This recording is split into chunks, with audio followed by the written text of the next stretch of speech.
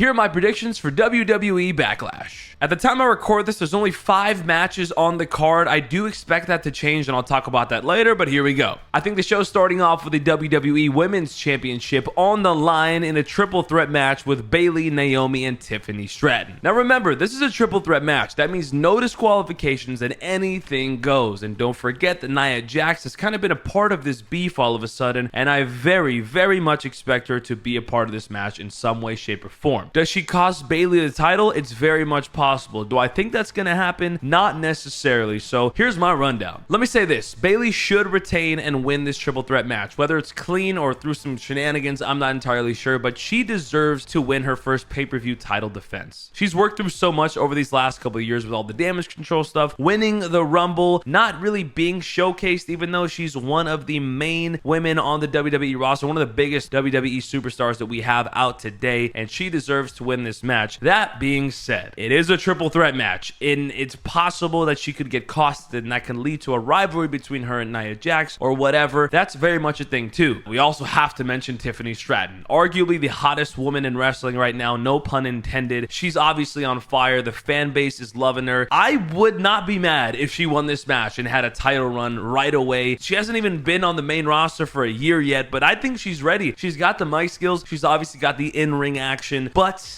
it may be too early. It may be too early. That is a possibility. I would love for her to win. I also want Bayley to retain, so I'm down for either of them to win, but let's be logical here. Bayley should retain. Tiffany Stratton would be a wild card. It would be fun. It would be exciting, but maybe potentially a little bit disrespectful to Bayley, and she should have a little bit of a run on her own. I also think without a doubt, Tiffany Stratton is going to win the Money in the Bank at the Money in the Bank pay-per-view, so they're probably waiting for this big run for her to start with that Money in the Bank briefcase, that Money in the Bank win. So Tiffany Stratton losing here is very much a possibility. I don't think she eats the pin though, unless there's some kind of, interference, and maybe in that way she does. But unfortunately, in this case, Naomi is probably taking the pin. Now, of course, we all love and respect Naomi, but unfortunately for her in this match, I don't see her retaining. It's kind of an unfair position. Bayley just won the belt, and she obviously needs a respectful run here. Tiffany Stratton is very, very hot right now, and it's kind of tough for Naomi to win in this matchup. It could be an absolute wild card. It could throw us all off, and maybe she wins. That would be exciting, I guess, but unfortunately, I don't see it happening. My pick is going to end up being Bayley here. I believe the next match on the card is going to be RKO versus the Bloodline 2.0. That is Randy Orton and Kevin Owens versus Solo Sikoa and Tama Tonga. This is one of the more predictable matches on the card because it's hard to see the Bloodline losing, especially clean. Obviously, Randy Orton and Kevin Owens, both legends, both absolute dogs that could very much win this match clean, but you got to start building up this Bloodline stuff. If Solo Sikoa is the real tribal chief, he needs to stop losing, and he needs to really get it together and start racking up some wins, and a big win would be right here versus Randy Orton and Kevin Owens on a big pay-per-view. And of course, everyone's wondering about Tama Tonga. They want to see him in action in a WWE ring. We know the guy can wrestle. We've seen it outside of the WWE, but hopefully he has a big showing and a big impact in this tag team match. There has been a lot of buzz and rumors that the WWE signed Jacob Fatu, which is going to inevitably be another Bloodline member, and it makes a lot of sense for him to debut at this pay-per-view and help the Bloodline win this match. Obviously probably gonna come out in a black hoodie, take it off, oh my gosh, that's Jacob Fatu,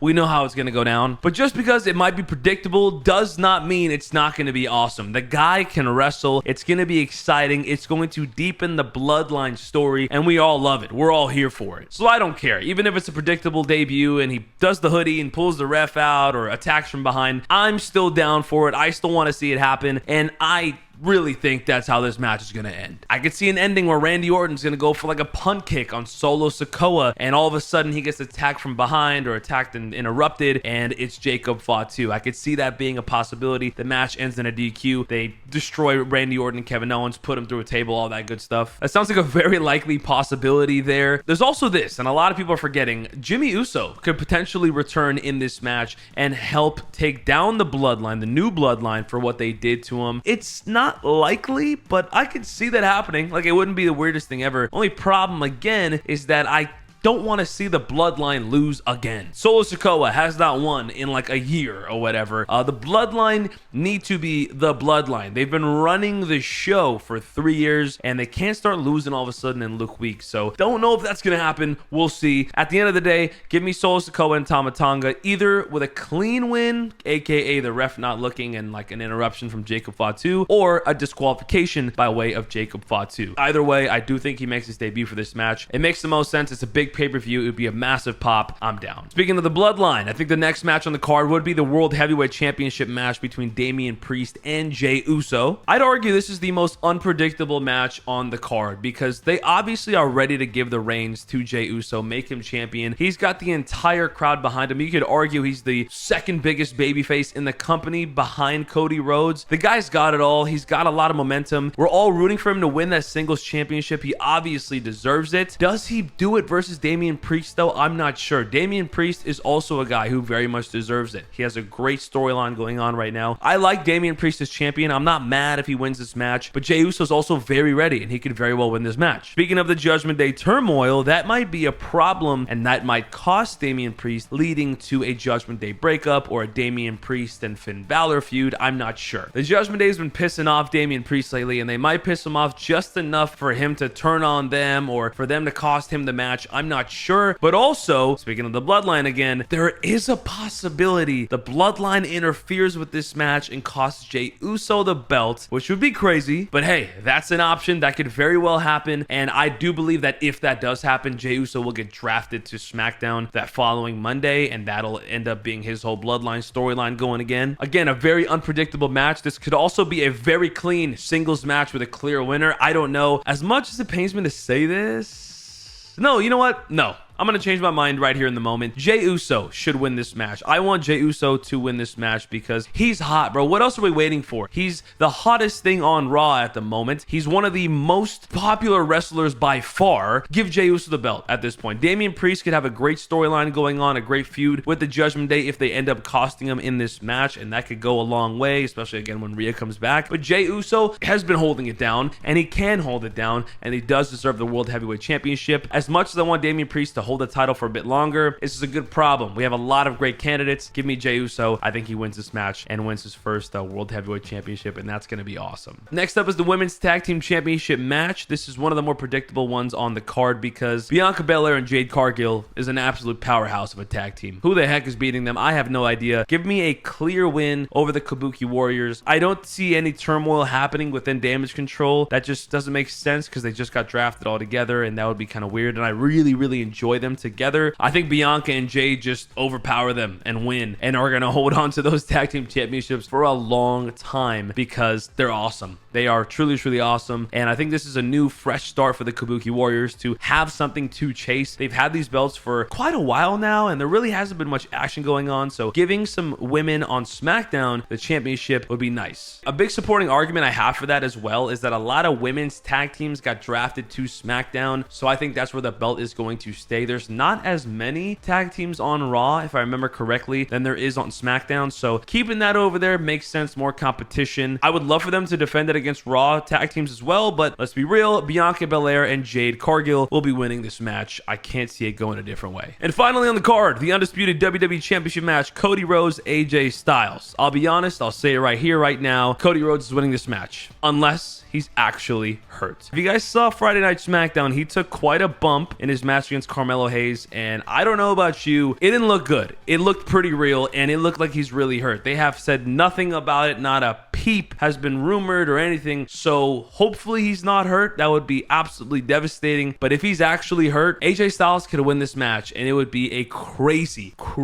turn of events, and very unfortunate for Cody Rhodes. So really hope that's not the case. We'll have to find out Saturday, but all I know is that Cody Rhodes, AJ Styles, two of the best wrestlers in the world right now, are gonna deliver a banger if there are no injuries, and it's gonna be a good match, and we're gonna enjoy it, and more than likely Cody Rhodes should walk out as champion. And here's a little bonus segment segment that I think is really fun. I'm actually getting goosebumps talking about it right now. I don't know if you guys can see that, but I think Uncle Howdy debuts at the end of this pay-per-view. It is well overdue. It's been teased for weeks, and I think it's time at the end of the pay-per-view when Cody Rhodes is doing his song, the lights go down, the music starts playing, Uncle Howdy comes out, the crowd goes nuts, and we are in our seats that following Monday night on Raw, and Uncle Howdy makes his long-awaited debut. That would be awesome. Whether or not that happens, I have another bonus fun thing. John Cena was seen in France. John Cena was seen in France. I mean, nobody really sees him, but you know what I'm saying. He was spotted in France this past week,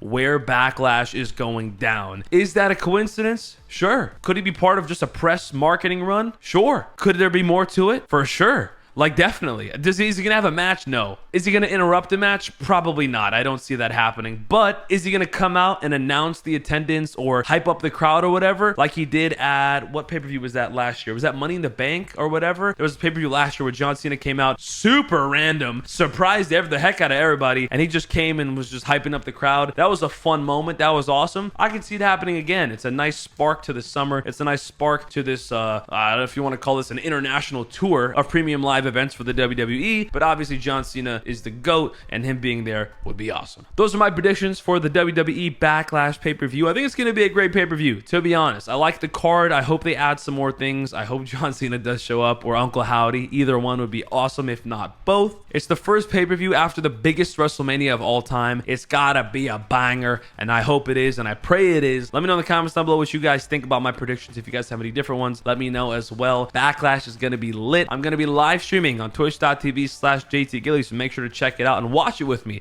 this Saturday morning. And of course, check out the TikTok where I'll be posting all my clips live when it's going down at Gillymania on TikTok. I cannot wait. It's going to be awesome. WWE Backlash should be good.